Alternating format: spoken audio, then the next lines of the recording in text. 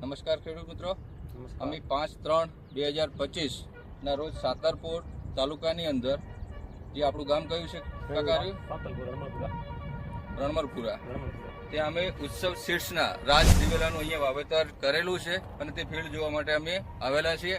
અને અમારા વેપારી સામતભાઈ એ પણ અત્યારે હાજર જ છે અને ખેડૂતને અભિપ્રાય આપણે લઈએ દિવેલા વિશેનો કે તમને કેવા લાગ્યા આ દિવેલા અને કયું તમે વાવેતર કરેલું છે?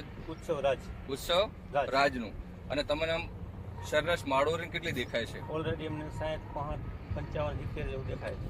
અને એકરે તમને ઉત્પાદન કેટલું મળશે? અમારું 90-100 ની ટાર્ગેટ છે. તો ખેડૂત મિત્રો, આ પ્લોટની અંદર અત્યારે હાલમાં 60 થી 70 માળું ઓલરેડી દેખાઈ રહી છે અને તમે પ્લોટને જોઈ શકો છો.